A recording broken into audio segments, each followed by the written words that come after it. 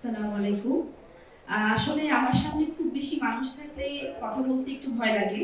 আর যখন দেখি যে আমার কিউতে আরো এত বড়, বড় মানুষরা আছে তখন আরো বেশি ভয় লাগে যে কি ভুল বলে যাব যে তারপরে এসে তাদের কথা শুনে মনে হবে আমি অনেক ভুল কথা বলে ফেলেছি।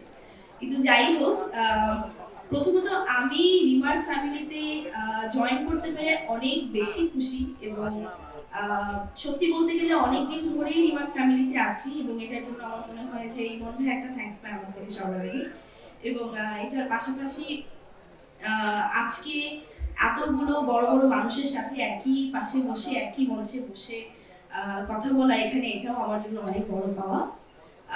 আমি যদি খুব সহজ ভাষায় বলি যে রিমার্ক আপনজন এই কথাটা আসলে আমার কাছে কি আসলে ব্যাক স্টেজে যখন আমরা গল্প করছিলাম আমি মিমাপুর পূজা আমরা যখন গল্প করছিলাম তখন আমরা ডিসকাস করছিলাম যে আসলে আমাদের আপনজন কারা কিংবা কে। তো আমার যেহেতু এই ইন্ডাস্ট্রিতে অনেক বছর, তো আমি আসলে দেখি ইন্ডাস্ট্রির প্রত্যেকটা মানুষই আমার আপনজন, প্রত্যেকটা মানুষই আসলে আমার সুখে দুঃখে এত আমার পাশে থেকেছে সবসময় এবং এখনো থাকে।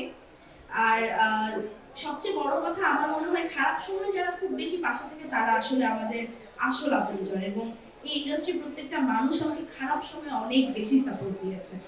আর আমার যখনই কোনো প্রবলেম হয়েছে আমি ইজিলি আমাদের ইন্ডাস্ট্রির যে কোনো একজন আমার কো অ্যাক্টর হোক কিংবা আমার সিনিয়র হোক কিংবা আমার কলিগ হোক যা আমি ইজিলি যে কাউকে ফোন দিয়ে আমি হেল্পটা পেয়েছি এবং এই হেল্পটা এবার আমাদের সকলের মধ্যে রিমার্ক আমাদের সাধারণ মানুষদের মাধ্যমে এনে দিচ্ছে। এবং আমার মনে হয় এটা প্রথম কোনো কোম্পানি রিমার্ক যে কিনা রিমার্ক আপনজন নামের এরকম একটা উদ্যোগ শুরু করেছে এবং আমি সেই উদ্যোগের শুরুতে আজকে থাকতে পেরে অনেক বেশি খুশি এবং আমি আশা করছি যে আমরা খুব ইজিলি আমাদের আপনজনদের কাছে এবার পৌঁছে যাব। এবার সাধারণ দর্শক এবং সাধারণ মানুষ রিমার্কের সাথে সাথে আমাদেরও অনেক আপনজন হয়ে উঠবে। Thank you so much.